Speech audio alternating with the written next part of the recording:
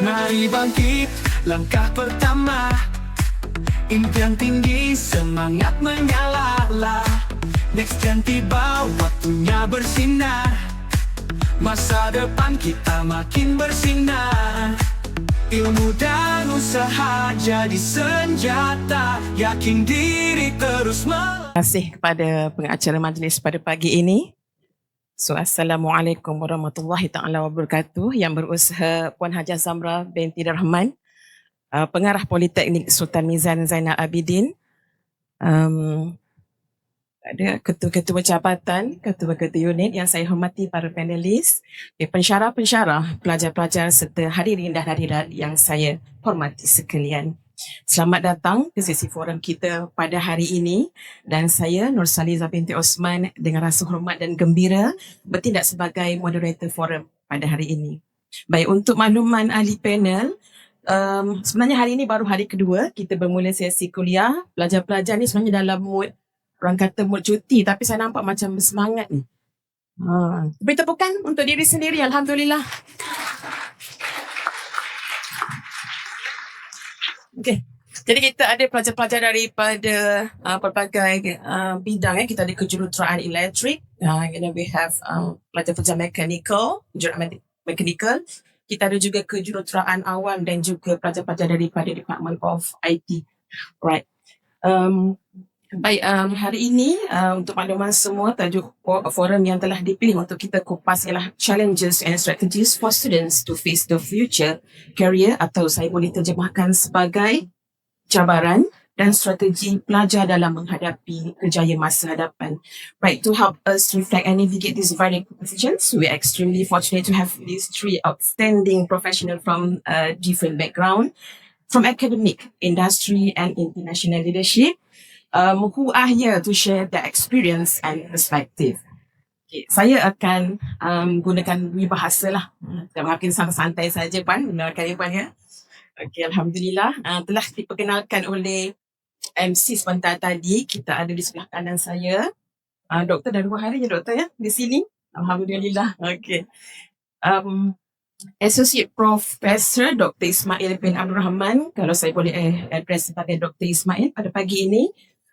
He has delivered training in various countries across different industry and cultures. His areas of expertise include change management, financial management and corporate governance, business ethics, Islamic finance and fiqh muamalat, Doktor.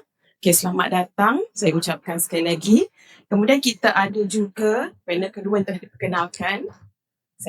Saya ulang sikit lah. Okay, kita nak tengok sini. Mr. Siu pun saya rasa tidak asing lagi dalam pendidikan politeknik. Beliau merupakan founder and CEO Systek Sdn Bhd. Okay, and sebuah syarikat yang terlibat dalam industrial automation and smart sensing technologies. Beliau juga turut aktif menyumbang sebagai pakar dan panel industri untuk politeknik, college community, college vocational serta pakar bebas KNX yang terlibat dalam pembangunan kemahiran di Vietnam, Kemboja, Myanmar dan Singapura. Okay, kalau bahasa orang-orang muda ni bukan kaleng-kaleng lah. Mr. CEO kita ni bukan kaleng-kaleng. Betul pelajar-pelajar ya? Bahasa generasi sekarang ni, kaleng-kaleng, Puan. Mereka sebut. Okay, not ordinary lah kata, bukan biasa-biasa. Alright, kita ada juga di hujung sana. Okay, kita datangkan daripada, saya ni first time sebenarnya, moderating ni. Okay, moderating ni first time. Pak sering kata, tapi saya menyahut cabaran insyaAllah. Okay, panel ketiga tidak kurang hebatnya. Seorang jurutera mekanikal berpengalaman luas dalam industri minyak dan gas serta loji jana kuasa yang bertugas seperti mana disebut oleh MC tadi, Staff Engineer Mechanical Static Fire Equipment from Petronas Chemical MTBE Sdn Bhd. Selamat datang Encik Muhammad Salahuddin bin Abdul Majid. Untuk makluman semua, Encik Salahuddin ini juga tenaga pengajar bertauliah NIOSH dan terlibat panel teknikal serta pembangunan standard keselamatan kebangsaan dan pernah menyumbang tenaga sebagai pensyarah pelawat industri. Okay, kalau ada pelajar yang dah pernah menyertai program pelawat industri, this is the person. Okay. Jadi pada hari ini kita akan mendengar pandangan, strategi, pengalaman daripada para panelis yang pengalaman luas dalam bidang masing-masing Dan saya yakin insyaAllah akan dapat memberi banyak manfaat kepada hari ini. Alright. Untuk makluman para hadirin, sesi perkongsian bersama panel ni kita akan berlangsung lebih kurang dalam 1 jam dan kemudian kita ada Q&A session. Okay, jadi para pensyarah, ada pelajar boleh bersedia dengan soalan yang akan diajukan. Okay, boleh bersedia, kita sediakan mikrofon di atas sana. Baik, saya pun tak sabar, panel-panel pun tak nak sabar. Saya nak mulakan dengan panel pertama, Dr. Ismail. Boleh ya? Okay. Baik doktor, kita sendiri ni kan kalau kita yang dah berpuluh tahun melangkah ke alam kerja, kita dulu-dulu pun nervous, kita terfikir juga cabaran-cabaran nak melangkah ni kan dalam bidang pekerjaan ni bukan sesuatu yang mudah, tapi sebenarnya pelajar-pelajar seronok sebenarnya bila kita dah melangkah ke dunia pekerjaan. It might be different, masa belajar lain, masa bekerja yang lain. Kalau tu mungkin pelajar-pelajar ni akan tanya, macam mana nak bersedia dengan dunia pekerjaan ni? Kemahiran apa yang dicari?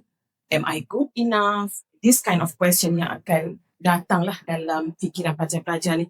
Nama doktor, sebelum kita pergi lebih mendalam, apa makna dari istilah kata cabaran tu sendiri dari konteks pelajar ni? Apa yang mereka perlu hadapi? Mereka perlu sedar sebelum melangkah ke dunia pekerjaan. Okay. Silakan doktor.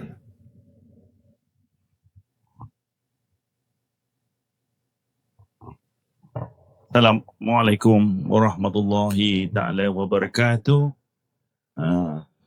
Today I would like to speak in 4 language. 4 bahasa. Bahasa Malaysia, bahasa Inggeris, bahasa Mandarin, bahasa Arab. Okey. Tak ada, itu secara kasarnya gambaran yang saya nak memberitahu kepada pelajar-pelajar sekalian. Saya ada masa lebih kurang 10 minit ya untuk menjawab soalan ya. 10 minit ya, 10 hingga 15 minit ya.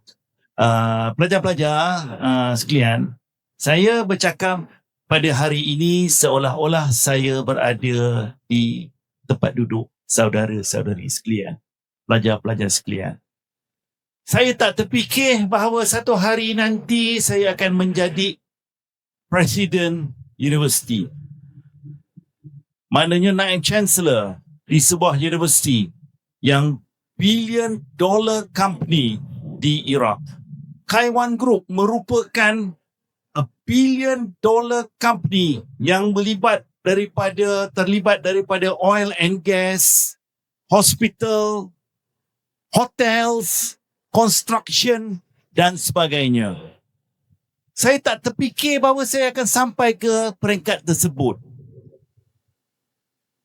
Pernah satu ketika dulu, apabila saya lebih kurang tua sikit daripada you all, saya telah diketawakan oleh seorang individu.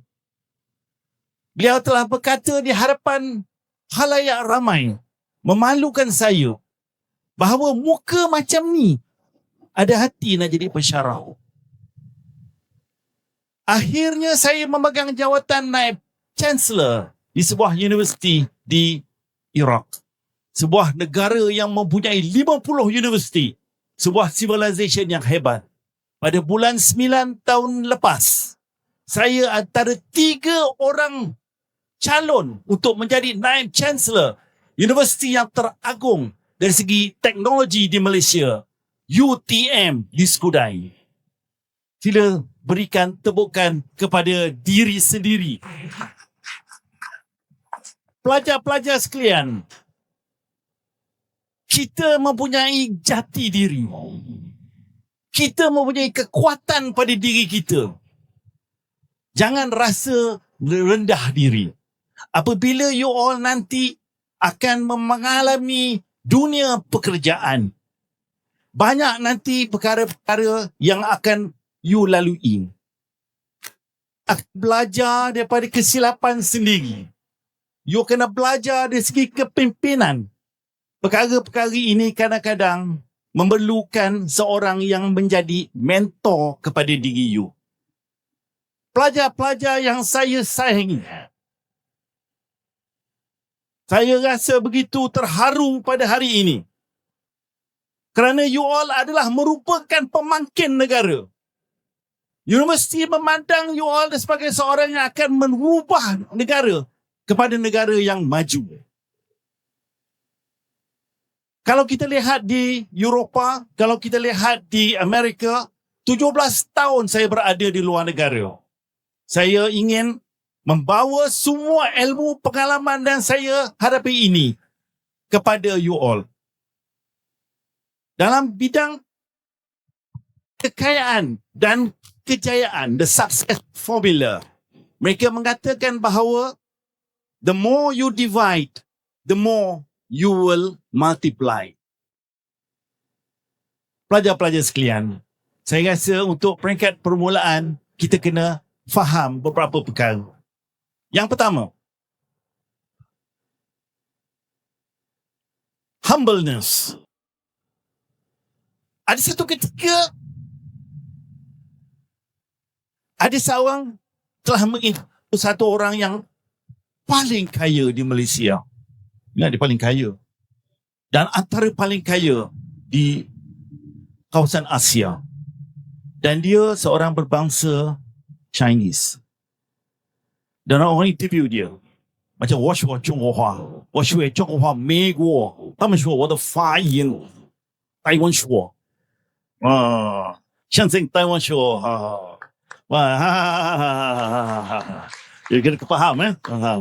慢慢说，慢慢说啊！我的太太啊，我的太太漂亮啊，很漂亮啊！我的太太啊，不要紧啊，不要紧。OK 中朝tanam rumput，不要紧。OK， orang interview dia orang paling kaya tau. Orang tanya dia kata apa? Dalam culture Chinese, dia ada 3 tahap. Tahap yang paling mulia adalah tahap Mandarin, tahap profesor, tahap orang yang pandai ilmu. Tahap kedua adalah tahap general. Kalau you all tengok filem, you kena tengok tau. Filem-filem Redcliffe, Three Kingdom. Benda ni you kena belajar. Ini yang kita gunakan dalam bidang perniagaan. Tuan-tuan, pelajar-pelajar sekalian, saya mentunjukkan satu wayang semasa saya dijemput di Universiti Gajah Mada untuk menaikkan ranking universiti daripada pada waktu ketiga tahun 2018, how to raise the ranking of the university. Saya tunjuk kisah cerita Roaring Current, kisah di Korea, bagaimana 200 kapal Korea nak lawan 200 kapal Jepun lawan kapal Korea. Akhirnya Korea menang. Okay, coming back to the story of this man. Dalam culture Cina, pelik pula. Kepatutnya Mr. Xiao yang cerita, tapi saya yang cerita. Something like that. Ya, udah. Okay lah. Maman lain. Okay. Sebab saya daripada Muar. Orang Muar cakap Hokkien. Kadang-kadang, esai. Tokaknya. Okay. Okay, jadi macam itu. Jadi, dia kata culture dia, yang pertama sekali adalah Mandarin. Yang kedua adalah general. Yang ketiga adalah businessman. Kerana businessman adalah orang yang boleh memberi ratusan ribuan pekerjaan. Dan dia kata kepada reporter, Western reporter tersebut, I am only a businessman. Nampak? Dia rasa dia ni rendah, humble dan sebagainya. Yang pertama, pelajar-pelajar sekalian, be humble. Be humble. Be yourself. Wah, 谢谢你. Wah, 很好. 好啊，再见啊，再见。OK 啊 ，OK OK 好啊。那么说，我的发音呢，台湾 OK。نحن في هذه الفرصة في جامعة هذه الجامعة فرصة سعيدة. I feel happy في هذه الفرصة سعيدة in this opportunity now. OK. Jadi sekarang saya nak you all kena faham bahawa perkara-perkara tersebut banyak lagi ya. Okey, saya nak sesi tu nanti, saya nak dalam kelas ni semua, dalam kuliah ini 250 orang pelajar, ada lebih kurang 250 apa hampir 200. Pilihlah saya. Cik, ada lagu pilihlah aku Pilihlah saya sebagai mentor kamu. Tepuklah tangan. Okey. Ada. Okey, nanti kita sambung kemudian. Saya rasa itulah dia. Maman Shua. Okey. Terima kasih.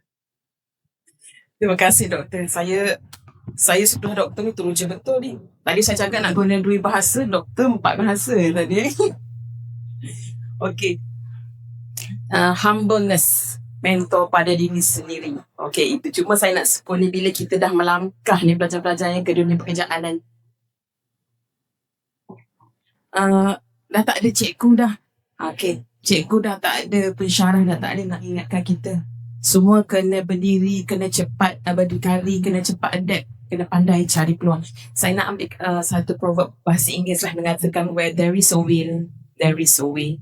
Okay. Right. Seterusnya saya nak terus berpindah kepada panel kita yang kedua. Mr. Siu, saya suka untuk memetik ini satu petikan keratan akhbar yang dikeluarkan. Ini saya petik daripada Ketua Perangkaan Datuk Seri Dr. Muhammad Uzin Mahidin berkata, bilangan penganggur berkurangan sebanyak 0.7% kepada 525,900 orang pada April 2025 berbanding 529,600 pada Mac. He added, despite global geopolitical tensions, Malaysia's labour force is expected to remain resilient due to stable unemployment rates, the growth of the services and technology sectors, as well as increased investment in digitalization and automation. So having said that, as someone with vast experience in the field of industrial automation, what would you say is the main challenge that you can share with our technical students, especially since they are stepping into a world driven by technology? Apa sebenarnya yang bakal yang sedang pelajar-pelajar kita ni hadapi untuk kekal relevant dalam automation side? Silakan. Thank you, moderator. Thank you, and good morning to everyone. Cuti lagi kan? I will not speak not only in 4 languages, but I only speak 1 language. I cannot compete with Doctor. Doctor is far much better than me in languages. Yeah. I actually don't know Chinese. So even if he says wrong, I couldn't understand. I only know a little bit because I don't study Chinese. I can speak a little bit when I see pretty girls. Just joking, but I never learned Chinese. Okay, in the world of technologies, please allow me to speak in English. In the world of technology today, changes too fast. Yeah, it changes so fast and so rapidly. Yeah. And today we have AI, artificial intelligence. The time when I studied, that was about how many years ago? Maybe almost like 35 years ago. Yeah. We only have computers, which when I studied that time is only VGA, green color monitor. Then I have CGA, color monitor. And today we have computers with AI that can able to think for ourselves, for us, right? For me, it's dangerous because basically the movie that we see today, right? Robots taking over our world and so on. I think it will come true one day, right? So it changed so fast, and I believe that us as human beings, we must run faster than them as well. Yeah? AI has been taking over our place, and if we do not be relevant to them, we also lose out in education, in business like me. Yeah. For example, last couple of months back, right? Now everybody is talking about AI agent, right? You know what's AI agent? Yeah.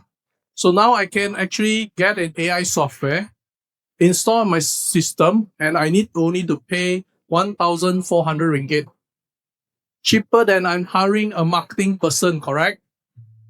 Government is actually putting a minimum salary of 1,800 ringgit, and I only need to pay 1,400 ringgit for the AI agent. So what it does, I only need to tell the AI agent, okay, it's a software, tell them that, okay, now my business, what is my business? Okay, let's say, for example, I'm in education, or let's say I'm in building automations, okay? And my potential client is consultants, architects, IDs, yeah, M&A consultants, and so on. And this AI agent will go and search all the database in Malaysia. You can also specify, can actually put filter that I only want Malaysia, all right? Or you can go international. They will actually filter all and send and blast emails and so on to all the respective clientele of mine, saying that this company does this and that, all right? And after that, if there's a response, in fact, the agent will actually make a phone call to make appointment for me. Yeah, that's how fast AI move, right? I tried a couple of months back or so, no, 6 months back also, I tried one more. I checked one AI called GenSparks.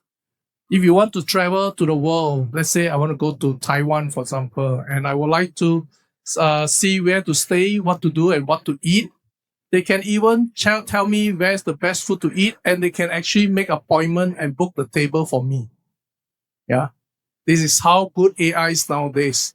So as for you, if you stay comfort at your level now, and you do not want to learn more, then you'll be out of the game, right? If me as a businessman as well, if I do not move with AI as well, then I'll be behind my competitors. So for students, I believe that we have to learn every day. Every day we have to learn. I learn every day. I did my MBA only in my 50s.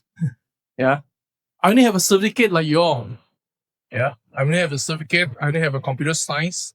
Yeah, I do not have a diploma. I do not even have a degree like you all. Right. But when I went going to business, changed a lot. So in my 50s, I took my MBA. Why? Because I would like to know the changes of today. How the people change, the character change. Now we have Gen Z, Zen Strawberry also have, right? Yeah. So with all this character change, we also must change ourselves in order to catch up and also to speak the language of the new generation. What? Click, click? Kaling, kaling. So I learned a new word, see, kaling, kaling, right? So there's so many new words that I need to learn. And for I would like to see the new generation of today to learn more and to face the industry, to prepare yourself for the changes of today. Thank you very much.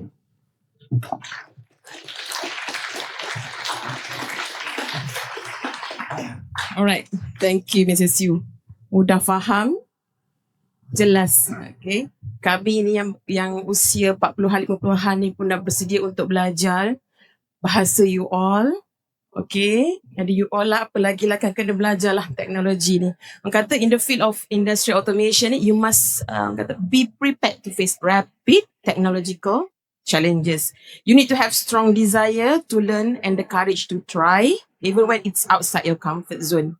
Remember, the industry won't wait for us to be ready. You have to be ready to chase the opportunities. Pelajar-pelajar, kita masa tidak menunggu kita. Kita pun sekarang kalau pukul 9, sekejap lagi kita tengok dah pukul 12. Okay? Tidak ada yang menunggu. Jadi tuan ada anak pelajar sekarang, you all kena kejar. Kena kejar peluang-peluang yang ada. Alright. Okay, seterusnya, tak tunggu lama sangat Encik Salahuddin ya, sebagai panel ketiga. Okay, Encik Salahuddin, tidak salah jika saya sebutkan industri oil and gas ini merupakan satu sektor yang paling kritikal dalam mencabar dalam dunia kejuruteraan. Okay, ia melibatkan operasi berskala besar, risiko keselamatan tinggi dan serta teknologi yang kompleks yang sentiasa berkembang. Pastinya pekerja dalam bidang ini perlu ada disiplin tinggi, kemahiran teknikal yang kukuh dan kemampuan bekerja di bawah tekanan. Dari pengalaman Encik Salahuddin ya, yang telah lama dalam bidang mechanical engineering, di manakah sebenarnya cabaran yang boleh dikongsikan dengan pelajar-pelajar kami? Adakah sikap? Adakah kemahiran asas yang wajib yang perlu sebelum masuk ke industri ni supaya mereka ni nampak Encik Salahuddin ya, cabaran ataupun challenge ni sebenarnya bukan halangan. It's not an obstacle. Tapi sebagai satu cabaran yang menjadikan mereka lebih bersedia, lebih berani untuk terjun ke dunia OMG ni. Jika kalau ada satu contoh situasi sebenar pun mungkin Encik Salahuddin boleh kata share lah dari contoh pada pelajar-pelajar. Silakan.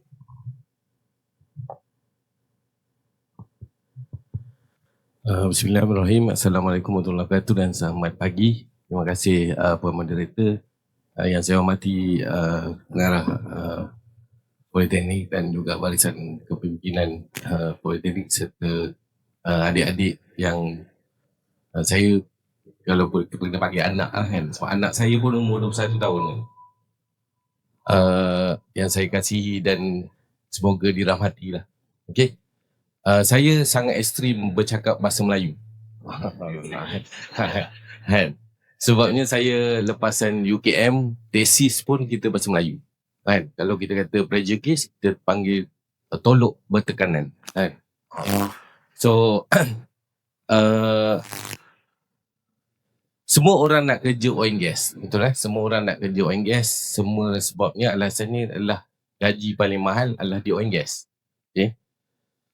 Saya anak penoka Felda. Okay? Siapa sini anak penoka Felda?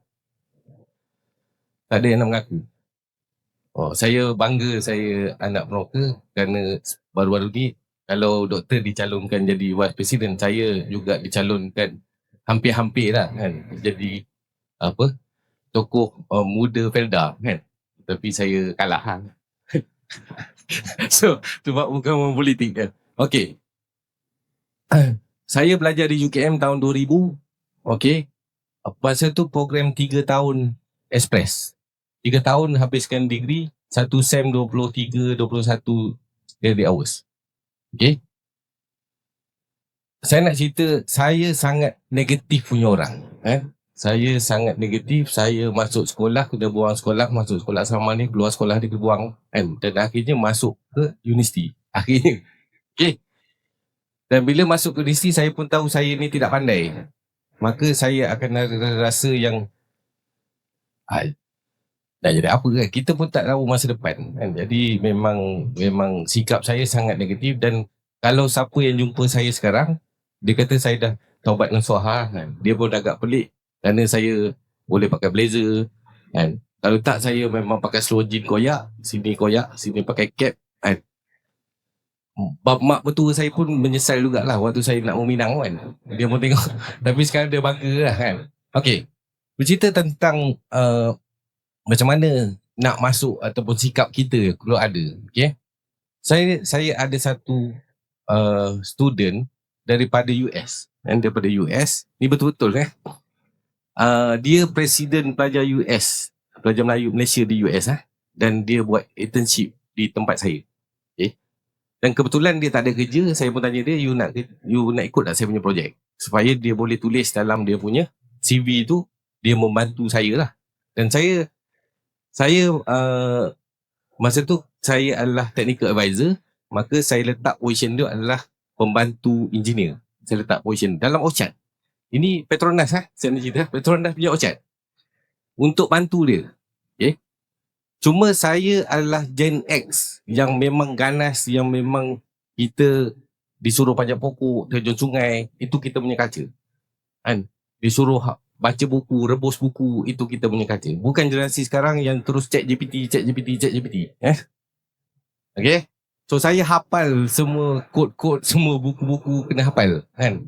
Saya tidaklah mencari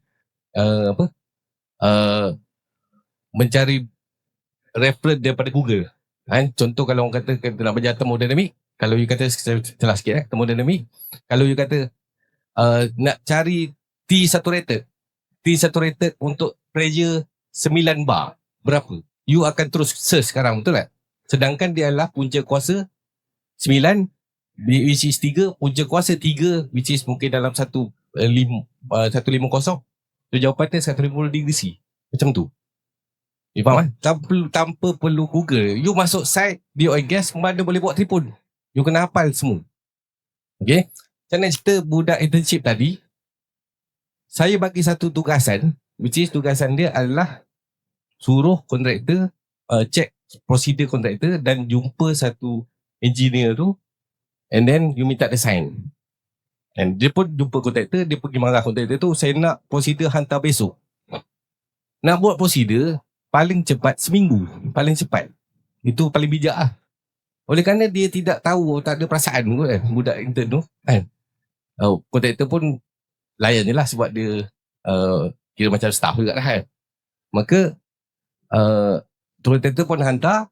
So besok je saya kata, esok you kerja hari Ahad, saya nak cuti. Kebetulan saya punya bos cuti, dia beritahu suruh saya kerja. Saya kata saya pun nak cuti. So saya beritahu dia suruh kerja untuk hantar kepada superior untuk sign.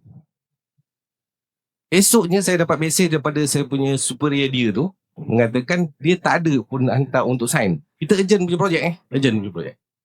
And then saya datang lusanya, saya tanya dia, nama dia bermula dengan F lah. Saya pesankan anak saya jangan jadi macam dia. Saya punya pesanan dia punya memain di otak saya kan. So saya tanya dia, you datang tak semalam?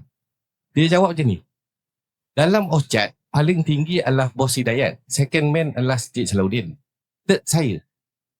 Oleh kerana saya pangkat paling tinggi dalam OCHAT, saya memberi cuti kepada saya. Dia cuti. You faham saya?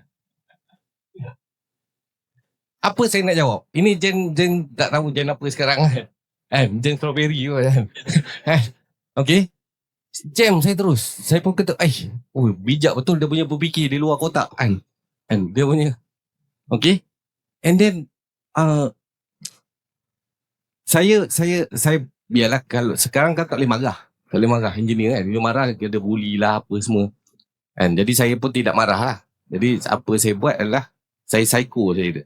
Dan suatu hari Tuhan nak tunjuk, kita duduk dalam kereta, sebelah saya Bos Hidayat, dia di belakang. Saya beritahu dia, jom kita tengok satu projek. Okay. And then dia pergi ikut saya. Dia ikut naik kereta. And then sampai kat tempat parking tu susah nak parking, ada kun. Kereta ni tak ada reverse camera. Tak ada reverse camera. Maka saya pun bos sebelah kan. F, you tolong alih kun. You tahu dia jawab apa?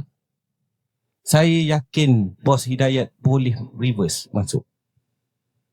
Saya cakap, lambat dah ni. 3-4 kali dah kita reverse ni. Tak masuk-masuk.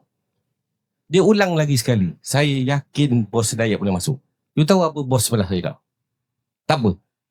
Aku boleh masuk. Dia pun langgar je kod. Gitu. Sempit gila. Okay saya nak cerita. And then, Tuhan nak tunjuk. Saya keluar di kiri kanan. And then, kereta tu celok di belakang. Dia pun buka pintu. Dia pun panggil, Cik Din, boleh tolong buka? Saya jawab, saya yakin you boleh buka pintu. You faham Lepas tu, bermula hari itu, maka kami terus psycho terus, dan dia terus report ke center. Tiba-tiba datang unit relationship HR call untuk DI saya kerana membuli dia. Saya tanya HR, saya yang sekarang brain damage ya. Dia punya alasan dia tak boleh bawa kereta, dia terpayang muka saya, dia tak boleh bawa kereta. Stres. Saya nak macam tu. Saya nak beritahu tuan-tuan, bukan adik-adik, kita kena ada, selain you positif, rajin, itu normal lah kan. Tapi you kena ada hati yang kental dan baik hati. Itu yang paling penting. Ini suruh buat air, ini bukan kerja saya. Masa you buat air, you jampi lah. Nanti bos tu dia berkenan kat you. Ya faham tak? Ini suruh buat air, tak nak buat air. Ini bukan kerja saya, ini masuk site, ini tak nak masuk. Maka kalau itulah you punya sikap, memang susah lah. Saya daripada negatif, saya boleh jadi positif. Dan saya bukan masuk oil and gas, saya daripada sawit. Pointer saya 2.12. Paling teruk di UKM. Paling teruk. Sekarang kalau you cari di UKM, saya second lah, paling berjaya dalam PES saya. Saya pun cabaran jugalah. Saya punya kakak ipar kata apa? Ini Din boleh berjaya ke tak? Dia Valparaiso University, US. Abang saya Michigan University. Dia menganjing saya, boleh habis ke degree tu? Walaupun dia GM di Telekom, saya taklah bos mana di Petronas, tapi oleh kerana saya dari sebut staff engineer, saya cover semua boiler punya equipment di seluruh fasiliti Petronas di seluruh dunia. Walaupun saya duduk di Kuantan. Saya beritahu, move saya dari Kuantan, saya resign. Kerana saya nak bersama saya punya family lah. Saya punya passion adalah saya akan deliver whatever you nak. Petang ni pukul 2 saya akan terus ke Pengerang. Lepas tu anda balik semula. Saya pernah pergi ke KL, tengah on the way, bos call, boleh tak pergi Taiwan? terus beli tiket pergi Taiwan. Dari rumah tak balik lah pergi Taiwan. Jam. Macam tu saja. Betapa busynya. Jadi saya nak beritahu tuan-tuan, ubah sikap kan, ubah sikap. Yang penting you positif. And then satu lagi, kalau ada kemahiran-kemahiran contoh short course cerita pasal leadership ke, cerita pasal wiring ke, cerita pasal apa, you pergi belajar kan, supaya nanti you ada value added lah pada you. Thank you. Terima kasih.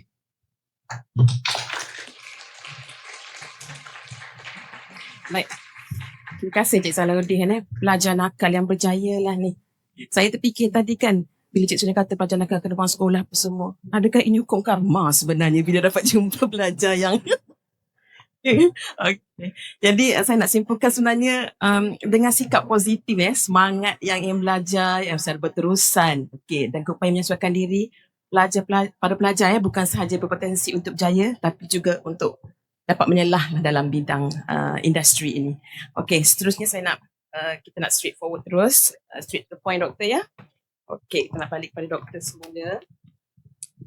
Soalan saya doktor, bagaimana pelajar kita ni boleh membina mindset kerjaya walaupun masih belajar? Masuk je tahun 1, masuk je semester 1, terus dah ada mindset. Apa strategi yang doktor boleh kongsikan agar cita-cita yang ada dalam diri pelajar ni akan terus dikejar hingga berjaya walaupun terdapat pelbagai cabaran? Kalau macam kita, kalau boleh kita tak naklah ada pelajar yang syahid di tengah jalan. Biar cita-cita yang bersemadi itu terus tercapai. Dapat kerja yang mereka impikan dan berjaya dalam dunia pekerjaan mereka. Apa strateginya doktor? Okey, Assalamualaikum. Satu perkara soalan yang sungguh praktikal ya. Dan in life there are a lot of things where you have to do. Let me just say this in English. Sebab kadang-kadang nanti you all akan berdepan dengan internationalization, right? Kadang-kadang kita terpaksa juga bertutur dalam bahasa Inggeris. Dan kadang-kadang you kena faham culture. Jadi you must have this, orang kata, change in paradigm. Satu hari di Amerika, saya berada 17 tahun di luar negara ya. Dan banyak buku-buku tentang business, sales dan sebagainya. Saya bermula dengan electrical engineering, lepas tu berubah kepada finance dan akhirnya kepada situation of handling people, managing diversity dan sebagainya. Ya, jadi life ni kadang-kadang tak seperti yang kita fikirkan. Ya, kadang-kadang you all akan kena faham dalam keadaan misal kata satu hari cerita Alice in the Wonderland. Alice tengah jalan-jalan. Amerika menggunakan Harvard University menggunakan analogy ni sebagai satu lesson for them to learn. Nanti saya cerita bagaimana UTM kita memanggil profesor daripada Harvard, Board of Director Intel selama 26 tahun. Kita panggil dia ke universiti dan kita panggil ramai pakar-pakar daripada seluruh negara menghadiri dan kita bayar Profesor David Yoffie, Board of Director ni sungguh besar. Tapi yang ilmu yang dia dapat tu sungguh, saya tak tahu nak sebut perkataan dia, so valuable. You know, dalam English kita ada satu perkataan, kalau kita tak gerti nak kata berapa nilai dia, kita kata priceless. So priceless. Okay, nanti saya nak cerita sikit sebanyak. The world is moving. Alice, dia cakap dengan Alice, the Queen of Heart. For you to be with the rest of the world, you have to move together with the world. With the world. And for you to be better than the rest of the world, you have to move faster still. Pelajar sekalian, selepas saya balik daripada memegang jawatan tertinggi universiti di Iraq, saya mengambil masa hampir 4 bulan untuk belajar tentang generative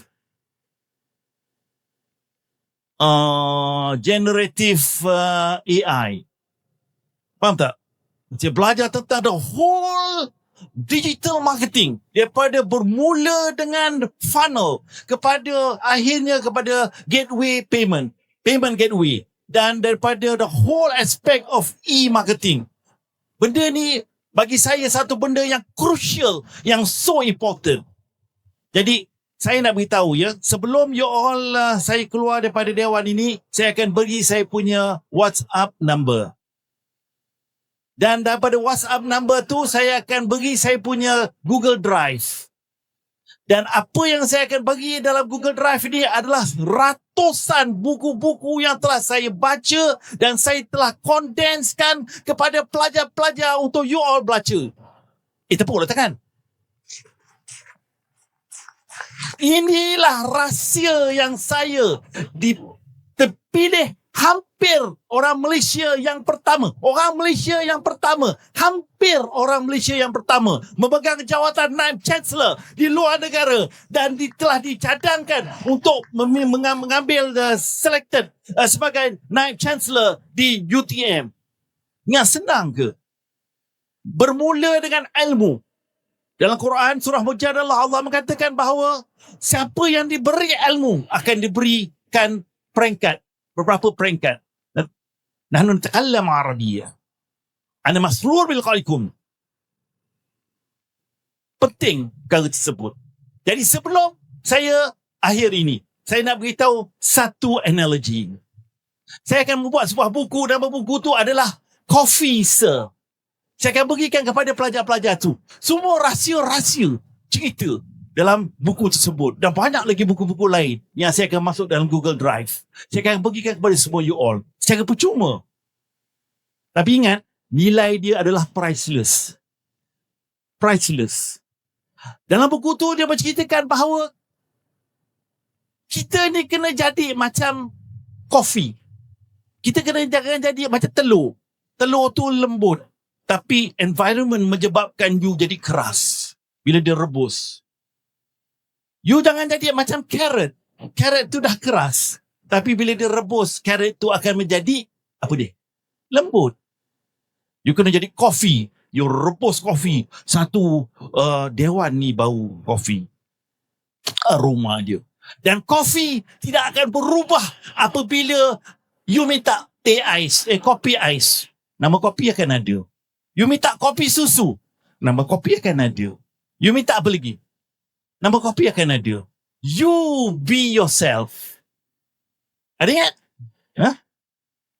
Remember thanks. Okay ya. Oh, itu perlu campur lagi tu pasal ini. Kadang-kadang kita kena tengok juga filem Tamil ya. Sebab filem Tamil is the real story. Filem Hindi kurang sikit ya. Filem Tamil. Filem Tamil dia menggambarkan the real life. Bagaimana seorang itu teringin nak jadi macam mau kata dia nak jadi ada satu filem nyata ya. Ada satu filem akhirnya dia menguasai kapal terbang Kingfisher. Dia menguasai a lot of things dalam bisnes dan perniagaan. Okay. Saya rasa ada apa-apa lagi? Kalau tak nanti saya stop. Terima kasih. Baik, Doktor.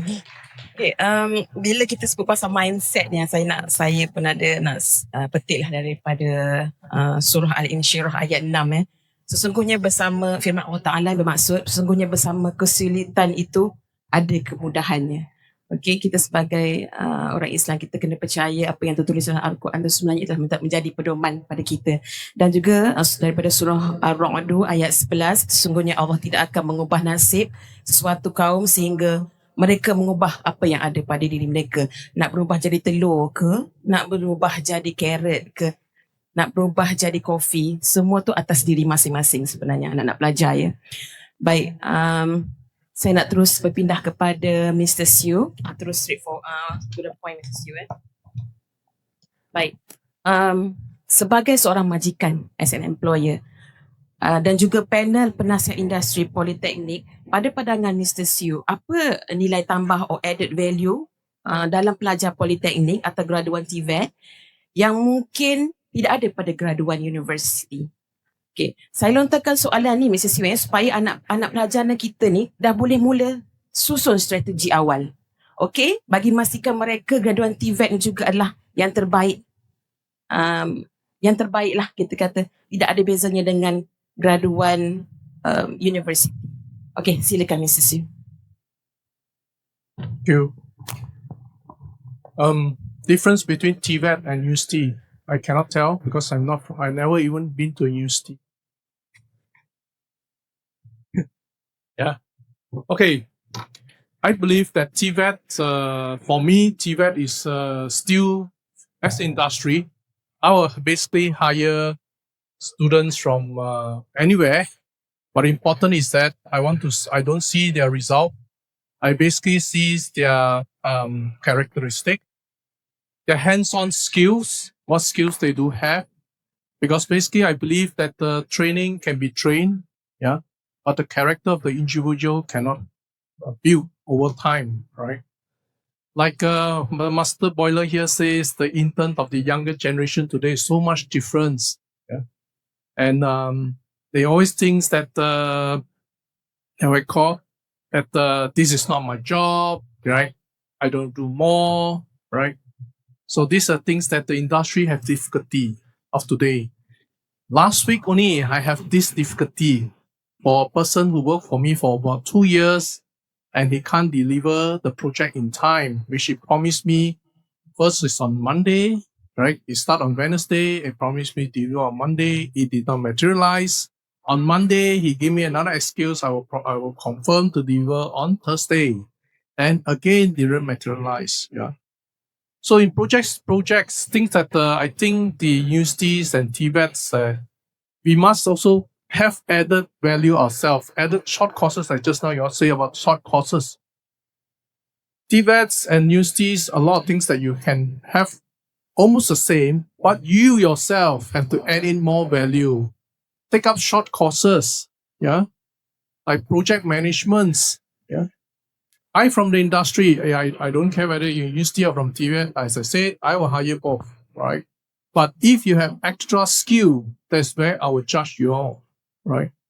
You know electrical, okay? That's your study in school, right? But you took up project management, you do soldering to repair some of the barang-barang that is already spoiled, yeah? You know how to do troubleshooting, yeah? All this today can be actually learned a lot free from the internet, as YouTube's around, TikTok's around, right?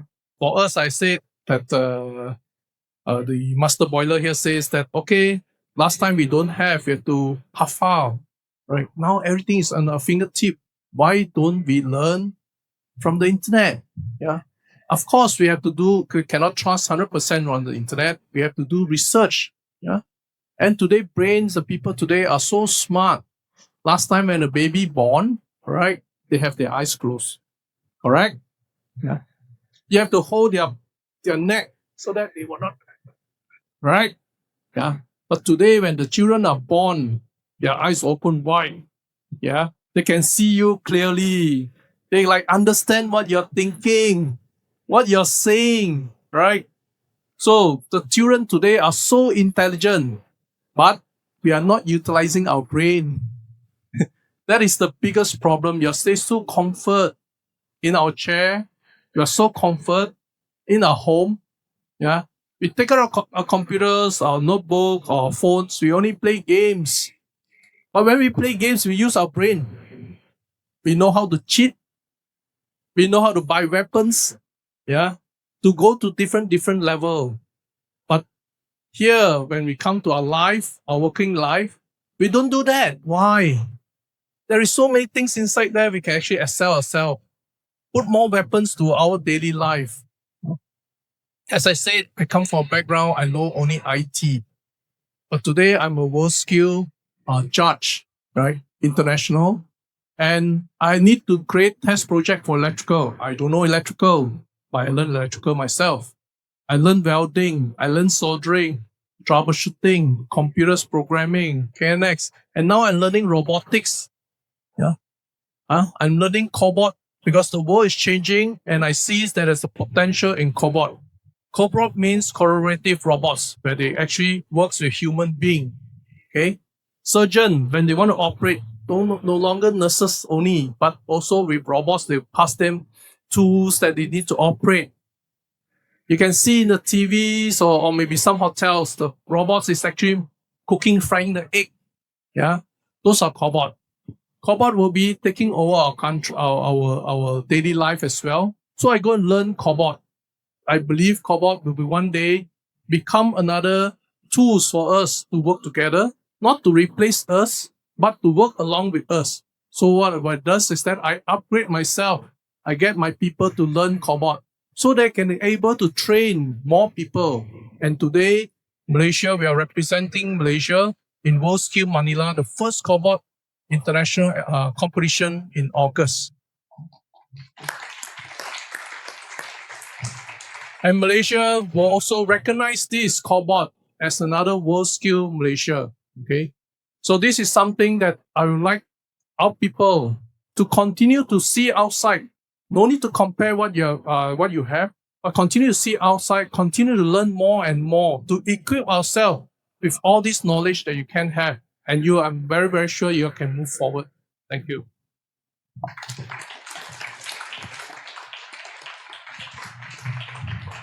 Kobot pelajar-pelajar kita, jangan risau, kobot tidak akan menggantikan kita. Okay, jangan risau ya. Baik, panel yang saya hormati sekalian, Politeknik pun sebenarnya memang banyak menyediakan aktiviti nilai tambah untuk pelajar bersedia ke alam kerja. Kita ada bengkel-bengkel kemahiran insaniah, kita ada latihan industri, program dui pensijilan, CJ kompetensi, pertandingan-pertandingan inovasi dan juga program bersama industri. Di sini kita ada reskilling dengan upskilling center. Okay. Cuma semua ini bukan sahaja pengalaman untuk bantu pelajar bina keyakinan, teamwork, kemahiran sebenar yang diperlukan di tempat kerja. Jadi pelajar-pelajar sekalian, siapa yang aktif ambil peluang ni, memang yang inilah yang akan perbezaan bila keluar nanti. This is the person yang akan stand out nanti. Okay, ambil peluang pelajar-pelajar sekalian. Baik.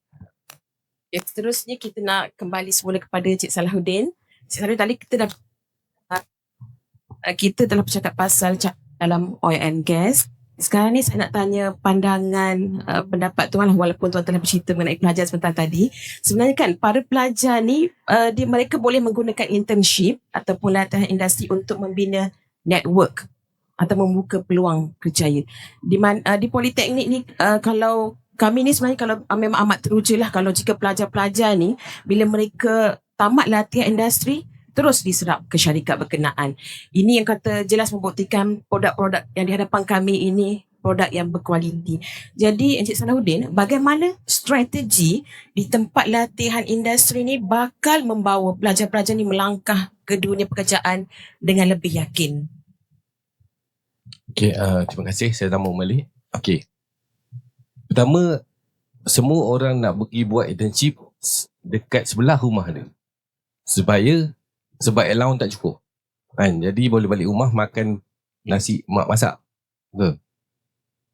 Saya buat internship, saya duduk di Kelana Jaya dan saya buat internship di Subang lama, which is belakang Aerot.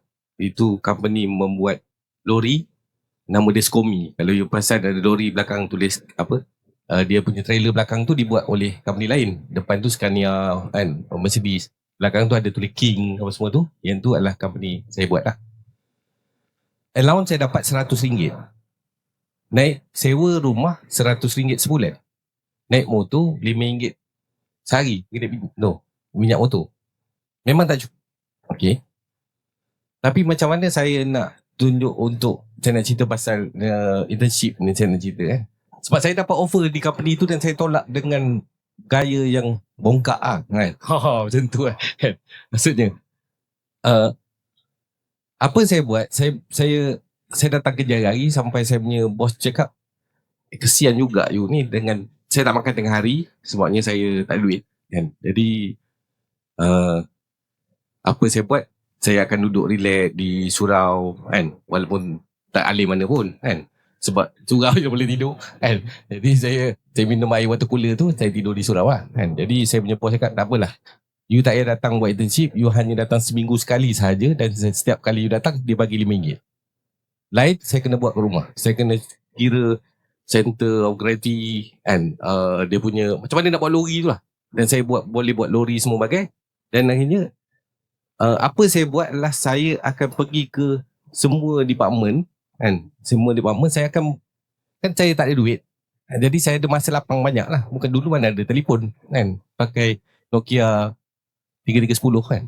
Itu pun girlfriend yang bagi kan. Saya miskin, jadi saya cari girlfriend kaya. Jadi dia boleh supply saya. Dia punya investment. Okay, jadi saya sekarang girlfriend saya tu saya punya wife lah sekarang kan. Okay, so saya nak cerita ni, saya akan pergi lepak dengan orang finance, saya akan pergi lepak dengan orang magic cleaner, saya akan pergi lepak dengan orang production.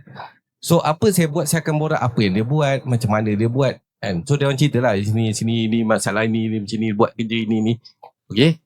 Dan walaupun saya internship 3 bulan saja, semua orang dalam kilang itu kenal saya kan. Ramai juga buat internship tu kan. Saya lah muka paling ganas saya. Saya punya berat almost 50 kg ya. Dan saya sangat kurus kan. Sekarang gemuk lah kalau tengok saya. Muka memang penaga dadah lah, lebih standard kan. Memang macam rumah ni Jadi tapi saya itulah security tak ada kerja, saya pergi lepak ke security kan. Dan saya borak. Dan satu hari saya design satu lori untuk angkat catering punya barang. Dia di Hong Kong, dia tak ada kita punya airport yang terus masuk ke dalam tu. Dia mesti ada yang lori yang kita kena naik tangga tu, macam Kuantan ni. Tapi kalau orang naik wheelchair macam mana dia nak naik? So maka dia minta saya design. So saya design. Dan senior engineer tu kata, you budak intern bukan tahu apa. Saya kata apalah, saya tolong dia kan. And then masa datang Hong Kong punya representative, dia punya test hidrolik tu tak naik cantik. Kerana dia pakai 2 hidrolik punya silinder. So naik tu dia macam pramugari tu akan duduk gerak-gerak macam tu lah. So tak smooth. Dan saya bagi komen, kenapa you tak modify tukar itu selamba depan klien? Sebab saya budak intern. Okay. Dan klien sangat happy dengan modification itu. Walaupun saya kena maki dengan bos lepas tu lah, kerana you siapa budak kan dan sebagainya. Tapi akhirnya dia tambah lagi order. Dan bila saya habis tu, company Skomi offer saya kerja di situ. Dan saya tolak kerana saya tengok dia punya culture tikam belakang tu sangat tinggi lah kan. That's why saya tak masuk situ kan. Saya nak cerita, bila kita buat internship kan, jangan malu nak kawan dengan siapa. Contoh bila you datang perkenalkan diri lalu depan saya tak kisah you lawa ke tak lawa ke kan, handsome ke tak handsome ke kan. Saya peduli apa, you tak ada kena-mengena dengan saya pun. Tapi you yang nak kita, you yang nak kerja dengan company kita. You faham Walaupun bukan company macam bos ni dia owner company, saya tu kerja dengan company kerajaan punya, kerajaan yang bayar kan. Saya bekerja saja. Bila you beratur perkenalkan diri, bila kita tanya siapa nama, cuba contoh, saya bagi contoh, saya tanya nama you, siapa nama, itu je. You menggalak orang bertanya lagi, dari mana, kampung mana. Kenapa you tak cakap, saya Nida, saya anak kedua daripada family, saya, bapa saya duduk kampung, ini first time saya datang sini, saya belajar dekat sini kan. Lepas tu cuba berborak, faham tak? Berborak yang ini bila tanya, you belajar kat mana? Politeknik Sultan Mizan. You ingat hebat sangat you punya politeknik. You faham saya? Saya nak cerita, you kena tunjuk yang, sebab you nak berkawan, dia kena touching each other. You faham tak? Kena ada orang tu rasa macam saya dengan Cik Aziman kan. Dia pelawar saya datang jadi panel, saya tak akan tolak. Kerana dia telah support saya di Politeknik KK dulu. Kita buat Malaysia Book Record, ajar boiler paling ramai, khusus boiler di Politeknik kerjasama dengan kita. Dan saya ajar 1,998 orang, 1098 kan. So selagi Cik Azriban ada di sini, dia minta tolong, saya akan tolong. Tak perlu bayar apa-apa, percuma. Faham? Kerana apa value saya dapat? Kerana dengan buku itu, anak saya ni belajar imtiaz, sangat malas. Anak saya imtiaz Kemaman, sangat malas kerana dia pandai. Dia cakap apa pergi kelas dah pandai, sangat malas. Saya beritahu tak, ayah pun pandai tapi ayah pergi kelas walau ayah tak pandai. Saya beritahu dia macam ni lah. Kalau you pandai sangat, ini ayah dah masuk Malaysia Book Record. So you mesti masuk World Book Record. Dan dia saut cabaran. Sekarang anak saya pergi interview, alhamdulillah dah lulus. Dia akan sambung exchange student dengan Fran University dan terus sambung internship di Fran. 25 bulan 8 ni ya. Kan? So siapa yang belah sini boleh jadi menantu lah. Kan? Sebab anak saya lelaki kan. So siapa nak jadi menantu saya boleh masuk UCO. Cuma saya nak beritahu, kita bila kita buat internship jangan lupa jangan bagi soalan-soalan bodoh. Bila tanya, cik ni buat apa? Kan? Saya tengah duduk depan, tengah buat kerja, cik tanya, cik tengah buat apa? Tengah main bola lah. Kan? Cuba jumpa doktor. Kenapa doktor boleh hebat? Doktor memang dia cerita dia hebat. Kita tak nak yang dia hebat tu. Apa yang doktor punya challenges dulu. Kan? Oh, doktor kena maki macam ni. Oh, saya tak cukup kena maki. Pergi cari siapa nak maki. Supaya kita punya mental kuat. Kita tanya orang macam mana. Apa kilang ni punya bagus. Kat mana yang bagus ni? Kan? Sebab tu kalau orang-orang nakal, dia akan tanya di universiti, kat mana pot nak isap ukur? Faham tak? You try cari tempat yang, maka you akan jumpa geng-geng you semua nanti. Kan? Tu maksud saya, kalau kita nak internship, kan, you kena macam mana you nak dapat networking tu. Bukan networking, saya faham doktor offer WhatsApp, saya jangan message saya, jangan WhatsApp saya. Okay, saya sangat busy.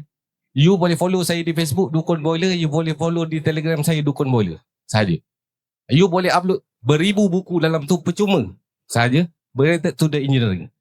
Okay, so saya rasa you all boleh berjaya kalau you all betul-betul baik dan bukan baik lah. Macam mana you nak touchingkan orang. Macam saya baru kenal doktor ni, tapi dia sudah jatuh cinta dengan saya. Dia minta nombor phone saya tak bagi. Saya dah dapat dia punya, saya dapat dia punya kad kan. Dia bagi dia punya kad. Dia dapat 2 kad. Tapi dia tak dapat saya punya. Okay, so itu saja, thank you.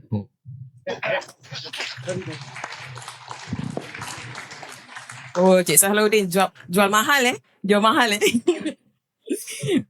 Okay. Baik, Kak, kiranya strategi utama di tempat latihan industri ni ialah bukan saja untuk ambil peluang belajar sebanyak mungkin lah. Kita maksudnya membina hubungan baik dengan staff atau kita kata socializing ataupun social skill. Ini yang terima kasih Cik Sahlaudin ya. Ini yang macam saya terpanggil, saya nak tanya doktor. Kalau saya boleh tambah satu soalan doktor, kepentingan kemahiran insaniah atau soft skill, especially communication skill. Saya ni sebenarnya pensyarah bahasa Inggeris. Saya mengajar communication skill, saya dekat technical English. Dan kami tahu pelajar-pelajar kita ni ialah kita kata moderate lah English mereka. Tapi communication skill ni is not only about language sebenarnya. It's not only about language that you use. Doktor boleh guna 4 languages. Mrs. Yu 2 language, Cik Sahlaudin tadi 7 language ya, Cik Sahlaudin ya. Jadi kita nak balik pada soft skill ni. Saya terpanggil untuk tanya pasal soft skill ni bila Cik Sahlaudin sebutlah pasal networking. Kita bercakap dengan Pak Gad, dengan Mak Kentin semua ni.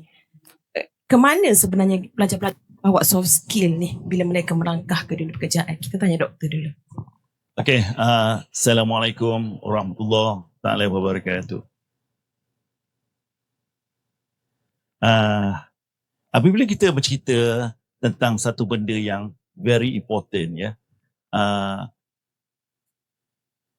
nama dia adalah WIIFM. What is it for me? Kalau saya sebagai employer, you datang jumpa saya, you cerita, okay, background saya dari segi electrical, okay, saya mechanical, saya bidang area ni, saya bidang area ni, well, bagus.